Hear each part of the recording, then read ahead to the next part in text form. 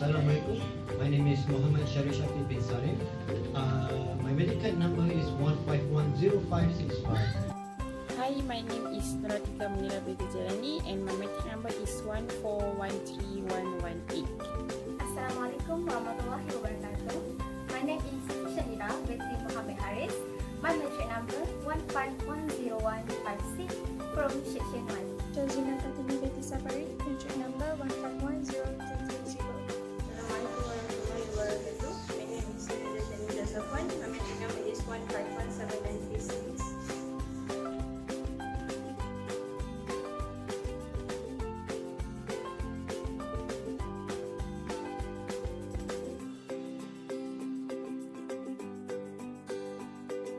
Both of our hadiths are from Book of Hiring, or its Arabic term, Kitabul Ijarah. This is the 37th book out of 97 books in Sahih Bukhari hadith collections. The gist in the Book of Hiring is mainly about different cases arise in hiring and employing people, and also only some part of the book tells us about leasing property. Overall, the book clearly shows the concept of compensation of employees. The first hadith that we choose is from chapter 22, hadith 25. Narrated by Abdullah ibn Umar, Allah's Messenger, Prophet Mohammed ﷺ, gave the land of Khaybar to the Jews to work on and cultivate, and take half of its yield. Ibn Umar added, the land used to be rented for a certain portion of its yield. Nafi mentioned the amount of the portion, but I forgot it. Rafi bin Khadish said, the Prophet ﷺ forbade renting farms. Narrated Ubaidullah Nafi' said, Ibn Umar said, the contract of Khaybar continued till Umar evacuated the Jews from Khaybar. First economic concept that we found in this hadith is opportunity cost. Opportunity cost is the result of scarcity and choices. Due to scarce of resources, we need to make choices to maximize our own utility. With every choice that we made, the other alternative that we let go is called the opportunity cost. In the hadith, land is the scarce resource. It will be used for crops and plantations which will be cultivated by the Jews, as told by the messenger. Since the uses of land is limited to all possibilities, one choice needs to be made to maximize one's satisfaction. They forego the opportunity to utilize the land for new residential area, for example. As a result of cultivating the land, the opportunity cost of it is to build new houses for living. Of course, in Islamic point of view, there is no such thing as absolute scarcity. Allah is the most generous and He has given humans abundant and enough resources to be utilized. Relative scarcity, however, does arise due to man's greed, market failure, and corruption. Since we have limited knowledge and unlimited wants, it may affect our methods of organizing the resources. As a result, scarcity of factor of production exists. Second economic concept is economic resources. Economic resources, or sometimes known as the factors of production, can be classified into four. They are land, labor, capital, and entrepreneurial ability.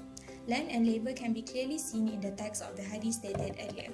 Allah's Messenger gave the land of Khaybar to the Jews to work on. It is not stated in the hadith which types of crops were cultivated by the Jews, but we may assume it to be either dates, wheat, or any other crop suitable to the Arabia's climate. The activities of the Jews to work on the land falls under the category of labor. Labor or human capital is used to convert raw materials into goods and services.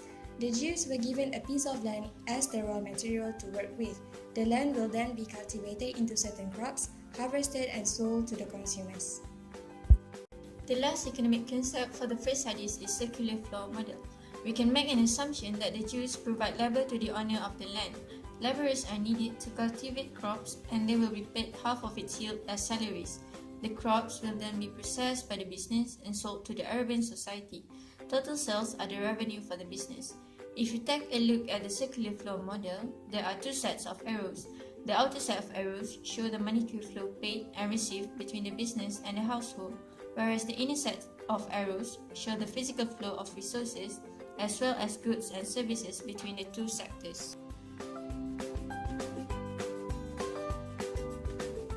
The second hadith is Hadith 14 from chapter 14, narrated by Tawus. In the hadith, Ibn Abbas said the Prophet ﷺ forbid the meeting of caravans on the way and ordains that no townsman is permitted to sell things on behalf of a Bedouin. I asked Ibn Abbas, what is the meaning of his saying, no townsman is permitted to sell things on behalf of a Bedouin. He replied he should not work as a broker for him. The first economic concept in the second hadith is profiteering. Based on this hadith narrated by Ibn Abbas, we can infer from the context that unnecessary hiring of a broker is unlawful in Islam. It stands to reason that justification behind this is for social justice. The practice of increasing the price of the said product to include the wage of the broker do not generally unlawful. If the physical distance of the buyer and seller is great and the buyer is aware of this practice, may become so under certain circumstances.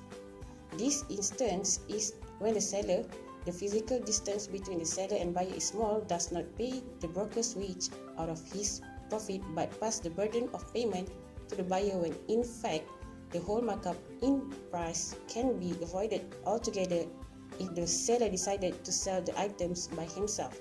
Thus, this circumstance of hiring of the broker is deemed unnecessary as it could lead to wastefulness and injustice toward the buyer. In this regard, the Bedouin would only do harm to the buyer by unnecessarily hiring a broker for a task that he himself are able to complete. By hiring the broker, he not only increased the price of product, which usually is raw material, he inadvertently causes the price of the final product to be increased unnecessarily. Based on this hadith, we can see that from the intersection of good and asymmetry of information may occur. This is because the volatile market price that happens during the time of the Prophet. This is against Islam because the party with the better information can take advantage of the lesser party. This will create distrust among the buyers and the sellers. This is against Islam, which advocate cooperation. The last concept for this second hadith is about artificial shortage. The most sinister danger from interception of goods is the power to create artificial shortage in the market. Artificial shortage is a phenomenon where there is a significant deficit of a certain goods in the market, thus resulting in higher prices for the available goods. Seeing how the broker might be able to intercept caravans on their way to the town, the broker might buy up all the goods intended to be sold in the market for the purpose of hoarding them, thus creating artificial shortage. This will cause disruption in the prosperity of the town for the sake of unchecked greed. It will also damage diplomatic relationship between the town and the Bedouins.